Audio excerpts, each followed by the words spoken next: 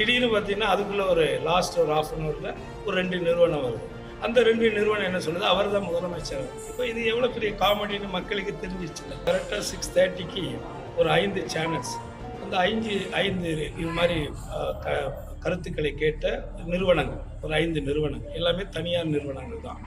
அந்த 5 பேருமே வந்து தளபதியினுடைய ஆட்சி மீண்டும் தொடரும் அப்படிங்கிறத சொல்லியிருக்காங்க. அந்த 1/2 மணி நேரம் கழித்து நீங்கள் பார்த்தீங்கன்னா அடிஷ்னலாக ஒரு 2 சேனல் வந்து ஒரு 2 கருத்து கணிப்பு நிறுவனம். அந்த 2 நிறுவனம் வந்து ஒத்தையில பழனிசாமி தான் வந்து சிஎம் ஆவார் அப்படின்னா அது ஒரு கருத்து கணிப்பு. இது அப்படியே தொடருது. ஆனால் இந்த 1 மணி நேரமாக பார்த்தீங்கன்னா யாரும் ஒருத்தரும் விஜய்ங்கிறவர் ஒரு இடத்துல வருவார், 4 இடத்துல வருவார், 8 இடத்துல வருவார், 10லேருந்து 15 வருவார்னு சொல்லிகிட்டே இருந்தாங்க இந்த 1.5 மணி நேரமாக. இது என்ன கருத்து கணிப்பு? அவங்களுடைய விருப்பங்களை மக்கள்கிட்ட திணிக்கிறாங்க. இது எல்லாமே எத்தனை நாள்? இன்னும் 2-3 நாள். அதுக்கப்புறம் 4ஆம் தேதி வெட்ட வெளிச்சமாக எல்லாருக்குமே தெரிய போகும்.